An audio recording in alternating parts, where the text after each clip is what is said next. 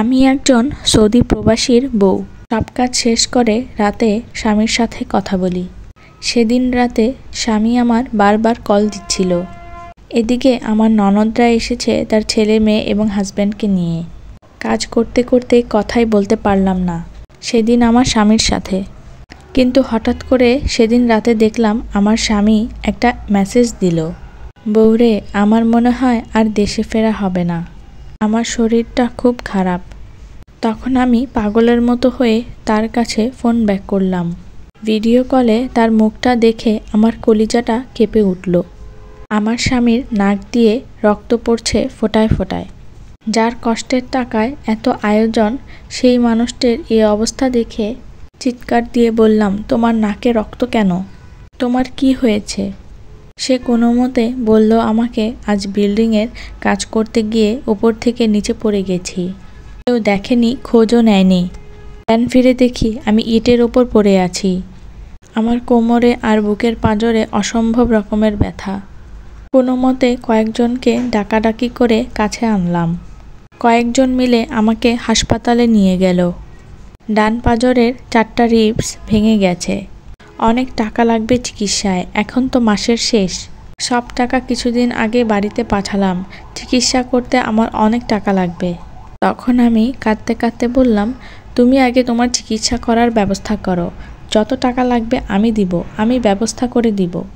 আমার যাবতীয় গয়নাগাটি সব বিক্রি করে হলেও আমি তোমার চিকিৎসা করাবো। আমার কান্নায় ততক্ষণে সবাই চলে আসে। আমি তখন সবাইকে বলি হাত জোর করে একটু আমাকে সাহায্য করতে। তখন আমার ননদ মুখের উপরে আমাকে বলে দিল তাদের পক্ষে এই মুহূর্তে কিছু করা সম্ভব নয়। অথচ ছোটবেলা থেকে তাদের পড়াশোনা, বিয়ে সব খরচ কিন্তু আমার স্বামী দিয়েছে। তখন আমার শ্বশুর আমাকে কিছু টাকা দেন। আমার শাশুড়িও তখন কাঁদতে কাঁদতে অসুস্থ হয়ে যান।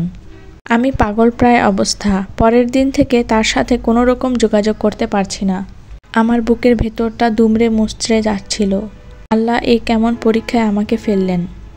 3 দিন ধরে আমার স্বামীকে আমি এত পরিমাণ কল দিলাম, কিন্তু কেউ আমার কল একটা বারও রিসিভ করলো না। তার রুমমেটকে কল দিয়েছিলাম, সেও কেটে দিল। এমন পরিস্থিতিতে একজন প্রবাসীর বউয়ের মন কেমন হতে পারে সেটা একজন প্রবাসীর বউ ছাড়া আর কেউ বুঝতে পারবে না। আমার ননদটাও তখন চলে গেল। আমি আমার সন্তানকে বুকে চেপে ধরে কান্না করছি। এমনভাবে 7 দিন চলে গেল। এরপর তার রুমমেটের কল আসলো এবং ফোনের ওই পার থেকে ভাবি বলে একটা কান্নার আওয়াজ শোনা গেল। তখন আমি তাড়াহুড়া করে বললাম, কি হয়েছে ভাইয়া? এতবার কল দিলাম, কেন ধরলেন না? আর আমার স্বামী কোথায়? কেমন আছে তিনি? তখন সেই রুমমেট বলল, ভাবি, ভাইয়া আর দুনিয়াতে নেই। তখন আমি চিৎকার করে বললাম, কি বলতেছো এসব? তোমার কি মাথা খারাপ হয়েছে? তখন সে ফোনের ওপার থেকে বলল, আমরা অনেক চেষ্টা করেছি কিন্তু ভাইয়াকে বাঁচাতে পারিনি। অনেক লেট হয়ে গিয়েছিল। তার বুকের ভেতর রক্ত জমাট বেঁধে গিয়েছিল। আমরা পারলাম না তাকে বাঁচাতে। আপনি শুধু কল দিচ্ছিলেন, ধরে নিয়ে আমরা সবাই কান্না করতেছিলাম। আর ধরেই বা আপনাকে কি বলবো? আমরা সবাই মিলে চেষ্টা করে মানুষটাকে বাঁচাতে পারলাম না। আমরা সবাই মিলে প্রবাসীর বুকে কাজ করতাম। কত আশা রেখেছি সবাই একসাথে দেশে ফিরে যাব, কিন্তু সেই আশা আমাদের আর পূর্ণ হলো না। কিন্তু ভাবি জানেন, মৃত্যুর আগে ভাইয়া আপনার জন্য একটা সোনার হার আর আপনার বাচ্চার জন্য তিল তিল করে জমানো কিছু টাকা দিয়ে কিছু গিফট কিনে রেখে গেছে। দেশে লাশ পাঠানোর ব্যবস্থা চলতেছে, সামনের সপ্তাহে চলে যাবে। কথা তার মুখ থেকে শোনার পর আমি নিস্তব্ধ হয়ে যাই। তখন আমার 3 বছরের আম্মু, কি হয়েছে তোমার? তুমি কান্না করতেছ কেন? আব্বু কি তোমায় বকা দিয়েছে?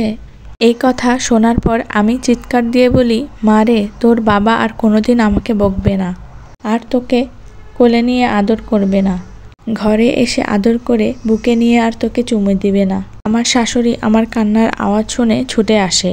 আমার শাশুড়ি কথা শুনে সেন্সলেস হয়ে যায়। আমিও জানি না কখন মাটিতে পড়ে গিয়েছিলাম। পাড়া প্রতিবেশীর কিছু মানুষ এসে আমাদের হাসপাতালে নিয়ে যায়। 1 সপ্তাহ পর আমার স্বামীর লাশটা কফিনে করে দেশে আসে। আমার স্বামীর মুখের দিকে তাকিয়ে এক পলকে ভাবতেছিলাম, আমাদের মুখে 2-1টা ভালো খাবার উঠিয়ে দেওয়ার জন্য প্রবাসে কতই না কষ্ট করত। শেষ পর্যন্ত জীবনটাও তার চলে গেল। আমি এখন কি নিয়ে থাকবো, কি নিয়ে বাঁচবো?